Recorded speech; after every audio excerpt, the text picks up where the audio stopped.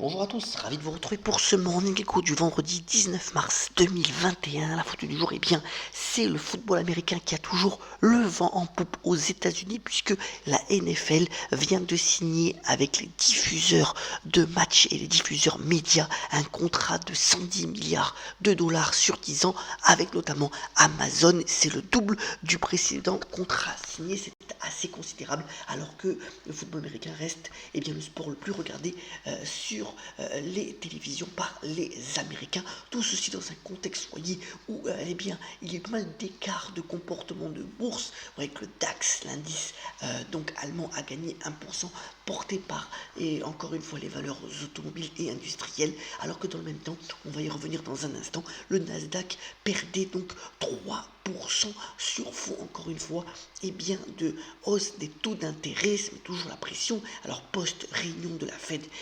finalement, le taux de 10 ans est monté jusqu'à plus de 1,75%. Et il est revenu un petit peu ce matin, on est sur des niveaux de 1,70. Savoir aujourd'hui aussi, c'est la fameuse journée des 4 sorcières, c'est-à-dire l'expiration des options et autres futurs du trimestre. Et vous voyez que les valeurs technologiques n'ont pas résisté donc à cette hausse des taux d'intérêt, cette tension des taux d'intérêt, puisque le Nasdaq a perdu 3% sur fond aussi de premiers contacts de nouveau établis entre les États-Unis et la Chine, contact de haut niveau en Alaska. Ça a été très froid, les deux administrations s'accusant mutuellement de griefs. Ambiance, nouvelle réunion prévue aujourd'hui, mais cela quand même démarre de manière délicate. Et puis, comme je vous disais, les valeurs automobiles sont en forme, en particulier les anciennes autos, on pourrait dire, puisque vous voyez que ce palmarès établi par le Wall Street Journal démontre que finalement Volkswagen, Ford et General Motors tiennent le haut pavé de la marche, avec des hausses de plus de 40% du cours de leurs actions depuis le début de l'année, alors que dans le même temps, Tesla recule. La concurrence donc sur les véhicules électriques s'organise et s'intensifie de plus en plus. Alors bien entendu, l'autre point important de l'actualité, c'est qu'en France, un tiers de la population va être de nouveau confinée. Donc cela concerne finalement les départements qui sont en rouge sur cette carte relayée par le Figaro. 4 semaines, 7 jours sur 7, alors que dans le même temps, le vaccin AstraZeneca peut reprendre sa campagne de vaccination. Le Premier ministre Jean Castex devrait donc montrer l'exemple dès aujourd'hui pour se faire vacciner. Alors, bien entendu, ce nouveau confinement, pour le moment limité, c'est un nouveau coup pour l'économie, même si les perspectives restent plutôt bonnes pour la deuxième partie de l'année, en espérant que cette nouvelle mesure ne dure que 4 semaines, bien entendu, pour les départements concernés. Alors, ce point de vue de l'épargne, 2 points là aussi intéressants. D'abord, les Échos qui montrent le palmarès des contrats d'assurance vie. Vous voyez que, sauf exception, sur 2020, le rendement des fonds euros a été inférieur à 2%.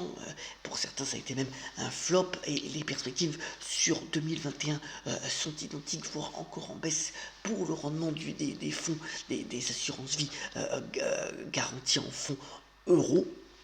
Alors que dans le même temps, vous voyez que le gouvernement, pour les ménages les moins favorisés, veut relancer donc le livret d'épargne populaire. Il a incité les banques à proposer ce produit de manière plus intensive. Vous voyez que le nombre de détenteurs de livret A était assez considérable. Ce n'est pas le cas pour le LEP, qui d'ailleurs bénéficie d'une rémunération plus significative. Et donc le gouvernement veut mettre en avant ce produit, alors qu'on sait que dans cette période de pandémie, l'épargne des Français a été assez considérable et pourrait servir de réserve de consommation si toutefois l'économie arrivait à se rouvrir. Alors, actualité d'entreprise aussi assez intéressante. D'abord, au niveau des résultats de grandes sociétés, hier, Nike qui a publié des résultats au-dessus des estimations, même si les perspectives restent toutefois conservatrices. Et aussi, Nike a eu des problèmes par rapport au port qui a été fermé pour pouvoir vendre ses marchandises.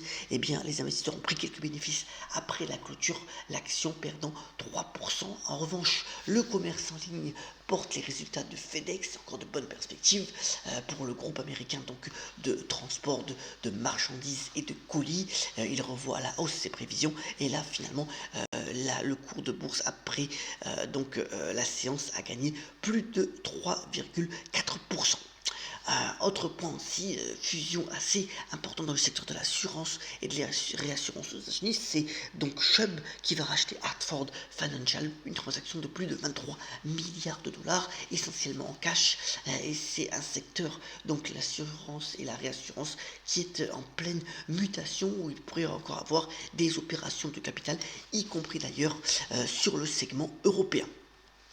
Alors, Vodafone a lancé donc officiellement donc la cotation donc de ces tours, donc ça s'appelle Vantage Towers, c'est coté essentiellement donc à Francfort. Alors, ça a été moyennement accepté, mais ça permet finalement à Vodafone de